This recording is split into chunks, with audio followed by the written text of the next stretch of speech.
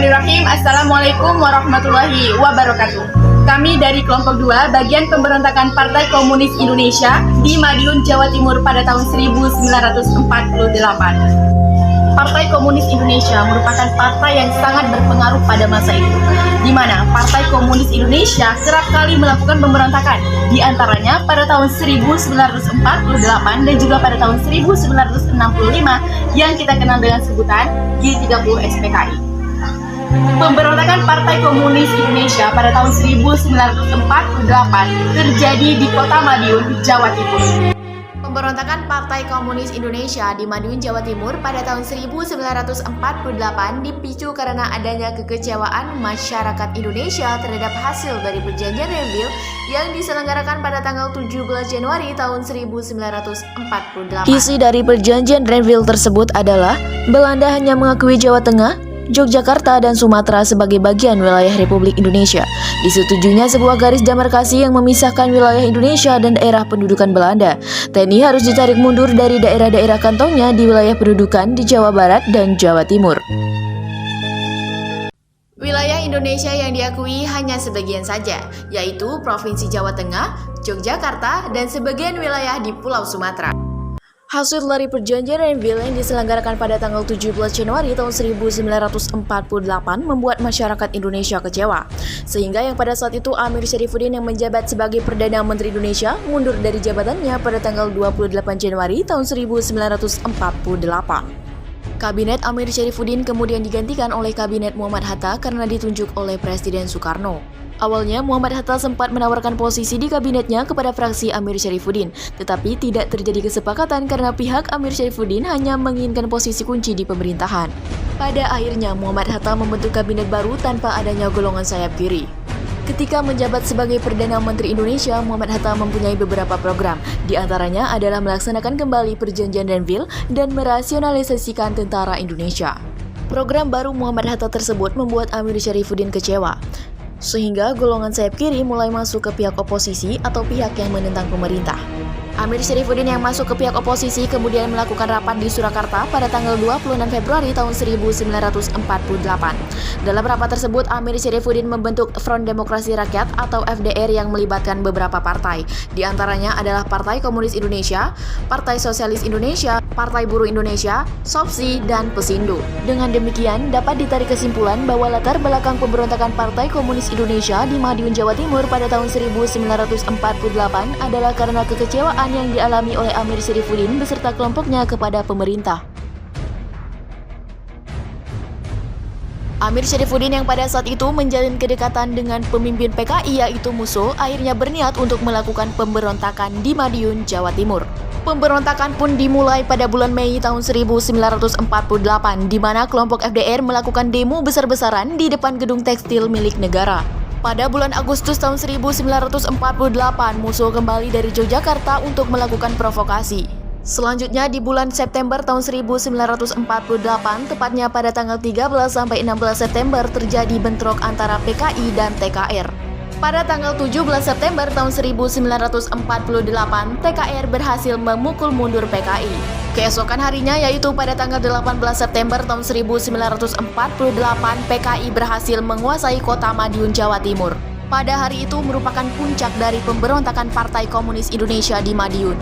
Pada tanggal 19 September tahun 1948, Musso resmi memproklamasikan Republik Soviet Indonesia di Madiun, Jawa Timur. Pemberontakan itu tak terlepas dari beberapa tokoh yang berperan di dalamnya, seperti M. H. Lukman, Nyoto, Sarjono, Amir Syarifuddin, dan Musso. Assalamualaikum warahmatullahi wabarakatuh. Perkenalkan, nama saya Alicia Febrianti Rahayu. Saya berperan sebagai Muhammad Hatta Lukman. Saya lahir di Tegal, Jawa Tengah pada tanggal 26 Februari 1920. Saya memiliki ayah seorang kiai dan juga haji yang bernama Muklas. Ayah saya berteman baik dengan Muhammad Hatta, maka dari itu saya diangkat sebagai anak angkatnya dan juga diberi nama Muhammad Hatta. Saya bersekolah di sekolah partikulir di Boven Duhul. Selain itu, saya juga bersekolah di pendidikan asrama Angkatan 7. Peran saya di PKI sebagai Sekretaris Jenderal PKI. Selain itu, saya juga berperan sebagai pimpinan Sekretariat Agitasi dan juga Propaganda. Saya wafat dengan dieksekusi mati secara diam-diam pada tahun 1965 sampai 1966 pada saat pembersihan komunis. Lebih tepatnya 29 April 1966. Pada tahun 1948, MH Lukman ditunjuk oleh Musso dan duduk di bagian agitasi dan propaganda dalam Partai Komunis Indonesia. Kemudian pada tahun 1951, setelah menerbitkan kembali Bintang Merah, ia ikut mengambil alih kepemimpinan PKI dari Alimin dan Tanjiling. Pada tahun 1966, yakni pada tanggal 29 April, MH Lukman tewas ditembak mati oleh tentara. Perkenalkan, nama saya Dimas Dwinata Harahap, absen 10. Saya berperan sebagai Nyoto, nama lengkap saya Lukman Nyoto. Saya lahir di Jember, Jawa Timur pada tanggal 17 Januari 1927. Saya lahir di rumah kakek saya, Marjono. Nama ayah saya Raden Sosro Hartono dan ibu saya bernama Mas Lamah. Saya pernah bersekolah di Hollands Inland School di Jember, dan saya juga pernah sekolah di Mulo. Saya mempunyai seorang istri yang bernama Sutarni di PKI. Saya berperan sebagai wakil ketua komite sentral PKI. Saya juga bertugas menerjemahkan manifesto komunis di tahun 1948. Pada tahun itu, saya juga menjalin hubungan dengan organisasi lain untuk memperkuat atensi PKI pada waktu itu. Saya wafat pada tanggal 13 Desember 1965 karena luka tembak pada saat pemberontakan komunis. Sekian, terima kasih. Lukman Nyoto atau Nyoto adalah seorang menteri negara pada masa pemerintahan Soekarno. Nyoto juga merupakan wakil ketua CCPKI dan sangat dekat dengan DN Aidit. Nyoto menikah dengan salah satu keluarga ningrat Mangkunegaran Solo yang bernama Sutarni. Perkenalkan, nama saya Juwita Larasati. Saya berperan sebagai Sarjono. Saya adalah anggota PKI yang ke-186. Saya lahir pada tanggal 10 November 1910. Saya berperan sebagai Ketua Komite Sentral PKI sebelum Musso pada tahun 1920. Pendidikan terakhir saya adalah Sekolah Guru Surakarta. Tokoh yang bernama lengkap Sura Sarjono ini sempat menjabat sebagai Ketua Komite Sentral PKI sebelum Musso, yakni pada tahun 1920-an. Perkenalkan, nama saya Lalu Rusli Aditya. Saya berperan sebagai Amir Syarifudin. Nama saya Amir Syarifudin, lahir di Medan, Sumatera Utara pada tanggal 27 April 1907.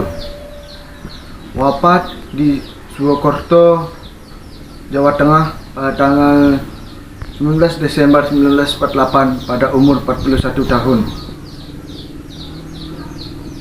Ayah saya bernama dijamin gelar Baginda Saripada Hararap, sedangkan nama ibu saya Busunon Siregar. Pendidikan terakhir saya sekolah dasar Belanda di Medan pada tahun 1914 hingga selesai Agustus 1921. Peran saya di PKI Medium sebagai pemimpin Front Demokrasi Rakyat yang merupakan pergerakan pemberontakan. Mr. Amir Syarifudin Harahap adalah seorang politikus dan jurnalis berkebangsaan Indonesia. Ia menjabat sebagai Perdana Menteri ketika Revolusi Nasional Indonesia sedang berlangsung. Amir Syarifudin berasal dari keluarga Angkola Muslim. Amir menjadi pemimpin sayap kiri terdepan pada masa revolusi. Amir Syarifuddin juga memimpin gerakan pemberontakan Partai Komunis Indonesia di Madiun, Jawa Timur pada tahun 1948. Perkenalkan, nama saya Lala Rwanda Pratyasmina Ningrum. Saya berperan sebagai Musuh. Nama lengkap saya adalah Musuh Munawar atau Manwar Musuh. Saya lahir di Kediri, Jawa Timur pada tahun 1897 dan wafat di Ponorogo pada tahun 1948, tepatnya pada tanggal 31 Oktober karena ditembak oleh tentara. Setamat saya di Sekolah Guru Surakarta, saya melanjutkan pendidikan ke kampus pertanian di Bogor. Kemudian setelah itu saya juga sempat bersekolah di Hogere Burger School. Bersama dengan Kartosuwiryo dan Soekarno, saya juga bersekolah di Uni Soviet selama beberapa tahun. Kemudian setelah itu saya mendapat paham komunis dan melanjutkannya di Indonesia.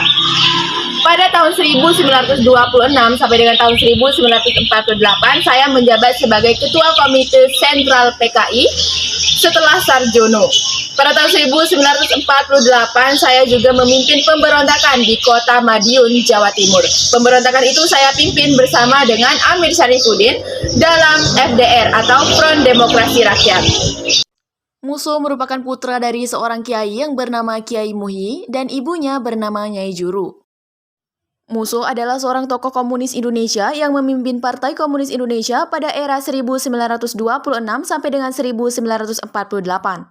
Musuh juga memimpin pemberontakan PKI Madiun. Pemberontakan Partai Komunis Indonesia di Madiun, Jawa Timur pada tahun 1948 menyebabkan banyak korban jiwa.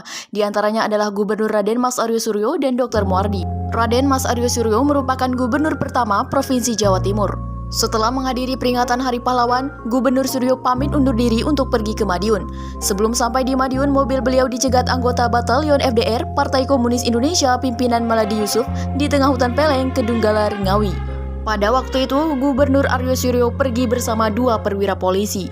Kendaraan yang digunakan oleh Gubernur Aryo Suryo dan 2 orang perwira polisi itu pun dibakar oleh kelompok FDR. Ketiganya kemudian ditelanjangi dan dicaci maki. Ketiganya diikat lalu diseret hingga lebih dari 5 km dengan menggunakan kuda. 2 perwira polisi tersebut lebih dahulu meninggal akibat diseret. Mereka kemudian terus menyeret Gubernur Suryo melewati aliran Sungai Bengawan Solo, Sungai Sonde, dan Kali Kakah. Di Sungai Kakah itulah Gubernur Suryo gugur di tangan kelompok FDR tersebut. 4 hari kemudian, jenazah Gubernur Suryo dan 2 perwira polisi baru ditemukan dalam kondisi sangat mengenaskan. Jenazah itu kemudian dimakamkan di Sasono Mulyo yang terletak di Sawahan, Kabupaten Magetan, Jawa Timur. Dr. Muardi terjun ke dunia politik dengan membentuk Gerakan Rakyat Revolusioner atau GRR pada bulan Agustus tahun 1948. Tujuannya adalah untuk melawan aksi anti pemerintah yang dilancarkan oleh Front Demokrasi Rakyat atau FDR yang merupakan underbau Partai Komunis Indonesia. Dr. Muardi kemudian diculik pada tanggal 13 September tahun 1948 saat menjalankan praktik sebagai dokter di Rumah Sakit Jebres, Solo, Jawa Tengah. Beliau kemudian hilang secara misterius. Melihat sepak terjang PKI yang sangat membahayakan bagi NKRI, Presiden Soekarno melalui siarannya di RRI Yogyakarta menyampaikan pesan kepada masyarakat Indonesia bahwa Partai Komunis Indonesia yang dipimpin oleh Musuh dan Amir Syarifuddin sangat berbahaya bagi keutuhan bangsa Indonesia. Partai Komunis Indonesia yang dipimpin oleh Musuh dan Amir Syarifuddin mempunyai tujuan untuk merampas kedaulatan Indonesia yang berasaskan Pancasila dan menggantinya dengan negara yang berasaskan komunis. Kepada Jenderal Sudirman, Presiden Soekarno memberikan mandatnya untuk menumpas pemberontakan Partai Komunis Indonesia di Madiun. Jenderal Sudirman segera menugaskan Kolonel Nasution dan Letnan Kolonel Soeharto untuk bergerak. TNI berhasil melucuti persenjataan FDR Yogyakarta dan menangkap para tokoh militan PKI seperti Alimin, Djoko Sujono, dan Xiao Qiokchan. Semua hal yang berafiliasi PKI turut diberangus. Percetakan disegel, poster-poster dan spanduk-spanduk dibersihkan dan diganti dengan poster-poster bertuliskan, "Kami hanya mengakui pemerintah Soekarno-Hatta." Setelah Madiun berhasil direbut TNI, Musuh dan pengawalnya melarikan diri ke arah Ponorogo. Kemudian TNI langsung melakukan pengejaran terhadap Musuh dan pengawalnya. Dalam peristiwa pengejaran itu terjadi peristiwa tembak-menembak antara TNI dan Musuh.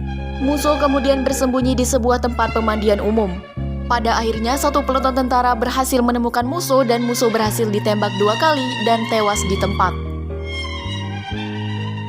Sementara itu, Amir Syarifuddin telah diketahui bertahan di hutan jati di pegunungan sekitar Kelambu. Akibat pengepungan yang rapat ini, ditambah dengan bantuan alam yang berupa hujan hampir setiap hari, Amir Syarifuddin dapat ditangkap untuk kemudian dibawa ke Solo untuk mempertanggungjawabkan segala perbuatannya di meja hijau. Hingga pada akhirnya, Amir Syarifuddin dijatuhi hukuman mati.